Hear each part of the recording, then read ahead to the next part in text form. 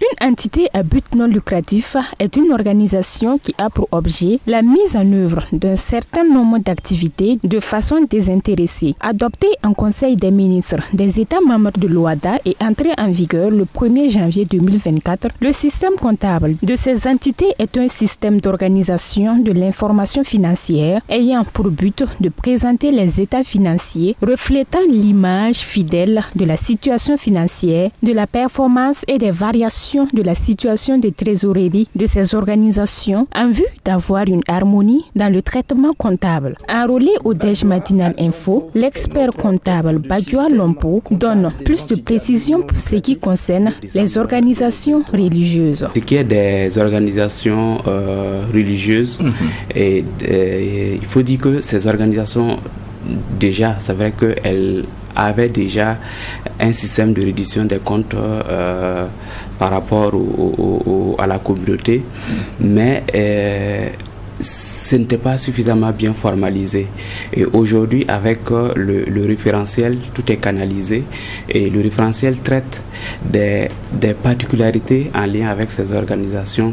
Vous allez voir par exemple que dans le référentiel, on parle par exemple du traitement du denier de culte, de la dîme, de la zakat par exemple. Donc toutes ces opérations-là, en lien avec les organisations religieuses, ont fait l'objet de traitements comptables. La mise en place de ce nouveau système permet d'obtenir un référentiel comptable spécifique aux organisations à but non lucratif qui donne des orientations permettant de produire des états financiers. Pour l'invité du DEJ Info, ce nouveau système n'est pas sans avantage pour ces entités à but non lucratif. L'avantage de ce référentiel, c'est que nous ayons une même manière de traiter les opérations, une même manière de présentation des états financiers.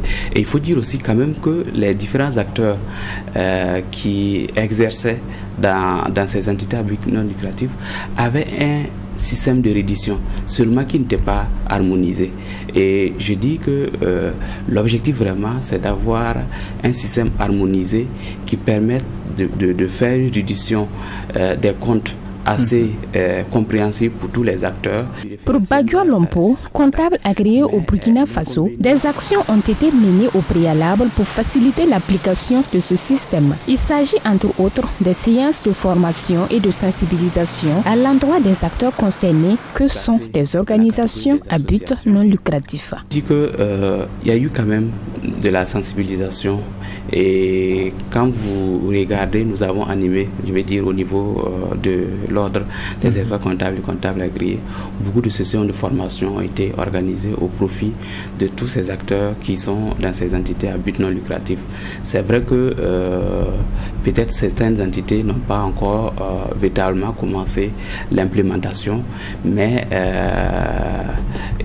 ces entités ont été, je vais dire, interpellées à travers les deux communiqués dont je vous parlais, donc de procéder à la mise en place de ce nouveau référentiel. Il convient de souligner qu'il existe deux grandes catégories d'entités à but non lucratif, selon le référentiel. Il s'agit de la catégorie des associations ordre professionnel, composées des fondations, des organisations religieuses, les partis politiques et bien d'autres. Le nouveau système est en vigueur dans les pays membres de l'OHADA depuis le 1er janvier 2024.